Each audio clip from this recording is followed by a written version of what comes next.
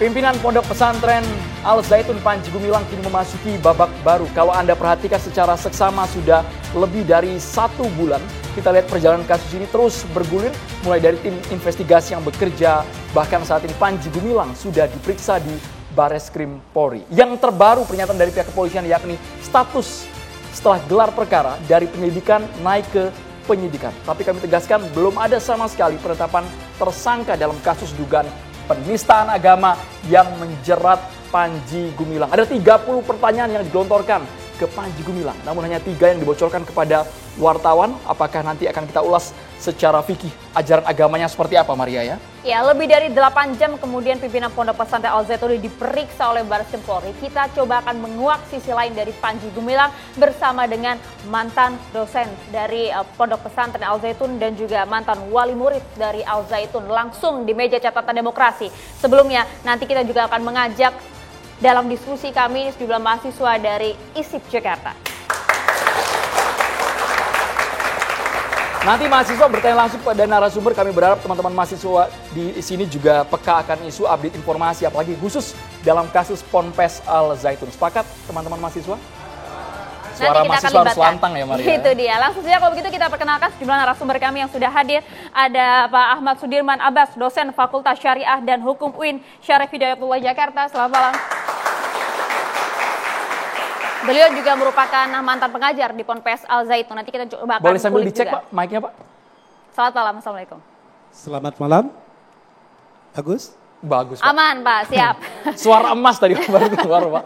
Dan juga sudah hadir ada Pak Ahmad Nurholis, aktivis kebinekaan dan juga perdamaian. Selamat malam. Selamat malam, Assalamualaikum.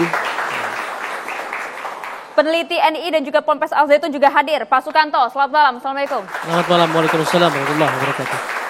Kami juga menghadirkan pemerhati pesantren. Assalamualaikum Mas M. Najih Armaldoni. Waalaikumsalam warahmatullahi wabarakatuh. Selamat malam.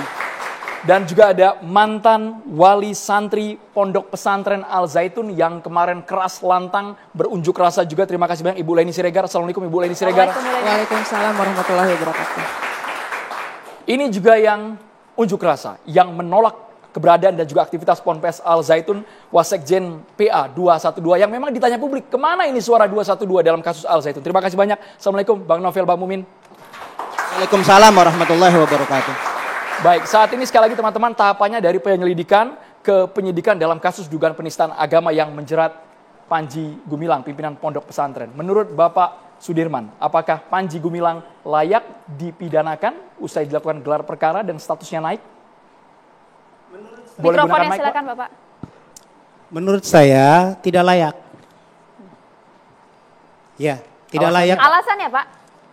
Pertama, beberapa persoalan yang terkait dengan yang dituduhkan itu dalam kacamata saya sebagai orang ahli fikih. Walaupun tadi saya perlu mengoreksi. Janganlah diungkapkan kata-kata mantan, begitu nggak enak rasanya dosen kok mantan. Tidak. Tapi pernah mengajar dan ngajar. Di sana, ya. Dan sampai sekarang pun kalau diminta untuk ngajar, saya tetap ngajar. Oh, okay. Itu. Alasan saya pertama ketika ada statement bab qaulu Rasulullah sallallahu alaihi wasallam fil Qur'anil Karim, sesungguhnya dalam kacamata saya tidak ada yang melanggar dari aspek fikih. Kenapa? Saya melandaskan pada surat An-Najm, yaitu surat yang ke-53. Bunyinya langsung wa mayantiku 'anil hawa in huwa illa wahyu yuha. Ini terkait dengan Nabi dituduh bahwa apa yang diomongkan itu adalah berdasar Nabi. Tapi kemudian ditekankan lagi, itu omongan Rasulullah betul, tetapi itu adalah wahyu. Jadi Rasul tidak akan pernah berbicara apapun selain yang diwahyukan kepadanya. Sehingga ditekankan juga pada surat Al-Haqqah, yaitu surat nomor 69 ayat 40 sampai 43. Innahu laqaulu rasulin karim wa ma huwa biqaulin syairin qalilan ma tu'minun wala biqaulin kahin qalilan ma tadhakkarun tanzilum min rabbil alamin. Ini jelas sekali bahwa Rasulullah dituduh, sering kali dituduh bahwa beliau itu mengatakan semaunya, padahal apa yang dikatakan itu tidaklah demikian, semuanya berdasarkan wahyu dari Allah. Pak Sudirman, mohon maaf kalau kita uraikan secara seksama, secara detail, maksud Bapak ini apakah tuduhan ke Panji Gumilang berkaitan dengan sebutan bahwa Al-Quran bukan kalam Allah? Itu potongan video yang viral media sosial yang juga dilaporkan, apakah maksud Bapak mengarah ke sana tadi ayatnya? Iya, saya mengarah ke sana. Kemudian ditekankan juga dalam Asy-Syura pada ayat 11 itu dikatakan laisa kamitsli syai'un. Jadi ketika dikaitkan bahwa Rasul ketika Allah itu memberikan kalam atau qaula Allah Ta'ala, berarti kalam itu sesuatu yang dibicarakan, sesuatu yang berwujud. Ketika itu berwujud berarti dia bukanlah Allah tapi manusia. Karena kalam itu terdiri dari huruf yang kemudian bisa memberikan makna. Kalamun mufidun itu. Kalam itu terdiri dari huruf-huruf yang itu dibunyikan. Ketika itu dibunyikan, maka itu bukanlah Allah. Oleh karena itu ditegaskan di sini, wa makana li basyarin ayukallimahullahu illa wahyan aw mi wara'i hijab aw yursila rasulan fayuha bi idzni ma yasha. Innahu aliyun hakim. Di sini tekankan bahwa Allah tidak langsung memberikan kalam itu kepada manusia kecuali melalui wahyu atau mengutus malaikat Jibril di sini untuk menyampaikan wahyu itu. Sehingga kalau kita detailkan dari berbagai tafsir, kita tahu bahwa itu adalah qaul Rasulullah betul, tetapi auhallahu ilaihi. Sehingga kalau boleh saya terjemahkan juga bisa begini. Auhallahu Muhammadan sallallahu alaihi wasallam fil Qur'anil Karim. Jadi kata-kata fil Qur'anil Karim itu membingkai kata-kata wahyu, bahwa itu adalah benar wahyu. Tapi nampak abu-abu kalau ditangkap oleh orang awam begitu loh. Ya, oleh karena itu begini, ya menurut saya begini. Panji Gumilang itu ingin bahwa pengetahuan akademis itu tidak dimiliki orang-orang tertentu saja. Bahkan sering kita berdebat, sering kita berdiskusi dengan argumentasi masing-masing. Begitu berdiskusi kita menemukan, saya pribadi menemukan sumber-sumber itu, ternyata betul. Beliau ini lebih dahulu membaca daripada saya.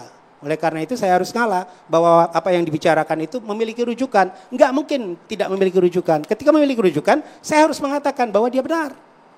Itu bab qaul Rasulullah sallallahu alaihi wasallam. Tapi nyatanya Pak Sudirman, mohon maaf, apa yang disampaikan dalam pidato, cuplikannya jelas bisa diakses oleh seluruh masyarakat. Tidak ada tafsir seperti itu yang detail yang tadi Bapak sebutkan di potongan video Al-Zaitun. Yang diucapkan oleh Panji Gumilang. Ia gamblang sekali kami tangkap menegaskan bahwa Al-Quran bukan kalam Allah, tapi merupakan karangan Nabi Muhammad. Itu yang ditangkap oleh publik, Pak. Beda sama tafsir Bapak barusan. Betul. Itulah karena yang keliru Bapak apa Panji Gumilang nih? Bukan. Untuk itulah saya hadir ke sini. Saya terpanggil untuk memberikan penjelasan. Karena kita tidak terpenggal-penggal. Kita itu utuh menerimanya. Kita itu langsung diskusi. Kita berdebat, kita berdialog. Anda cukup dekat dengan Panji Gumilang? Dekat dalam pemikiran. Ketika harus umpamanya saya salah, saya ngakuin salah. Saya harus baca kembali. Begitu.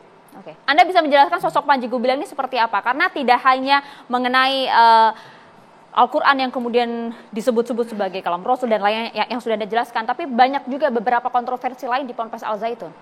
Iya, sebut saja apa? Supaya saya tidak kemana-mana gitu. Supaya saya mengenai sholat fokus. yang berjarak, kemudian azan juga dan salam begini. Israel dan lain-lain. Satu dulu ya, yang berjarak dulu. Yang saya pahami, karena saya ngajar di sana, kemudian saya juga sholat di sana, Masjid Rahmatan lil Alamin itu ukurannya besar. Kemudian ketika ada COVID-19, itu ada kebijakan untuk ada distance atau jarak.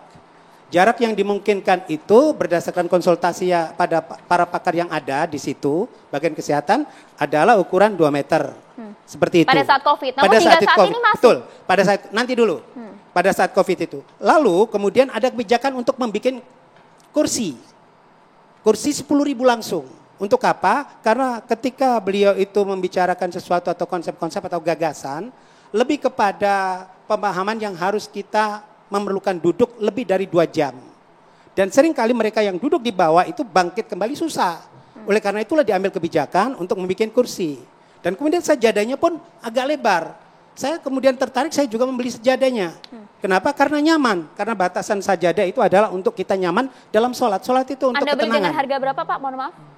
Saya membelinya dengan harga 1,5 juta. Itu yang sempat disebutkan juga oleh Bu Leni Iya, pada saat kemarin saya membeli. aksi. Oke. Dan minta ditunjukkan, saya tunjukkan. Boleh Pak sambil diangkat Iya. dulu, coba. Kesini Kat. Kami bantu Pak ya, Iya. sejadahnya Pak. Sebenarnya soal jarak ini juga masih kontroversi Pak sampai Betul. sekarang. Kalau Bapak mengatakan alasannya pandemi COVID-19 Pak, tapi Iya. nyatanya kalau videonya bisa kami putar lagi, oke berjarak. Tapi nyatanya tidak ada yang pakai masker sama sekali Pak jemaah di sana. Iya. Saya Iya, ambil, oke. Pak ya, ini sejadahnya Pak. Kenapa tidak pakai masker? Jarak yang dimungkinkan untuk bisa tertularnya COVID-19 itu sudah diukur. Sampai kemudian ukurannya itu mulai dari lantai dasar sampai keluar. Sampai sekarang pun boleh kita lihat ada semacam semen yang diperuntukkan untuk ukuran sajadah ini. Iya, iya, iya. Ya. Ini sajadah yang dimaksud ya Pak ya. Anda Iya, beli ini dengan ya, harga iya. 1.500.000 Iya. langsung di Ponpes Al Zaitun. Iya, saya Menurut membelinya. Anda ini harga yang wajar Pak untuk sebuah Kalau sajadah menurut seperti ini? saya kan juga ingin berinfak dong. Wajar kalau kemudian 1,5 juta. Oh, artinya memang harga 1,5 juta itu memang ada bagian dari infak. Dijelaskan Betul. oleh Panji Gumilang. Iya, saya menerimanya dan saya membelinya karena saya tertarik. Bahkan saya membeli 2, ada 3 bahkan. Baik, banyak Pak sebenarnya yang ingin kami dalami itu aliran Iya. dana, kemudian Iya. rekening yang jumlahnya fantastis.